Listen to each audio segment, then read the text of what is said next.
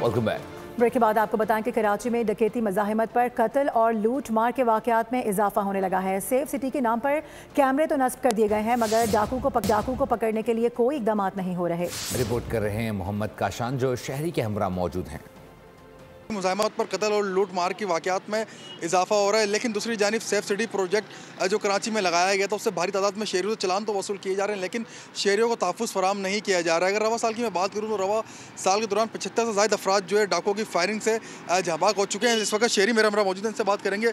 महंगाई तो कम हो रही नहीं, कैमरे लग रहे, ट्रैफिक पुलिस वाले को फ़ायदा हो रहा है, आवाम को क्या फ़ायदा हो रहा है? आवाम तो रास्ते में लूटी जा रही है। जो गरीब नहीं नौकरी जिसको धंधे मिल रहे वो नौकरियाँ बाद में क्या कर रहे, डकैतियाँ कर रहे, किसका मोबाइल छीन, किसकी बाइक छीन रहे, क्या करे? फिर उसको पकड़ के पब्लिक आवाम मारती है। वो भी कोई गरीब ही होता है, किसके घर में खाने को आटा नहीं, क्या करे वो? तो आप मेरे को ये बता, कैमरे लगाने से फ़ायदा क्या हुआ? आप यहाँ पे महंगाई तो कम करो। हाँ, मेरा मोबाइल छीना गया है, इसमें कोई शक नहीं है। जब थाने जाते पुलिस क्या कहती है? भाई वो बोलते हैं पैर कटा, पैर कट गई, फिर मोबाइल का आप इंतज़ार करते हो। बड़ी मुश्किल से मोबाइल खरीदा है साला, हम एक साइकिल नहीं ले सकते, मोबाइल लेते चलो ज़रूर की चीज़ है, लेकिन मसला होता है साइकिल भी खड़ी करो वो भी गैप।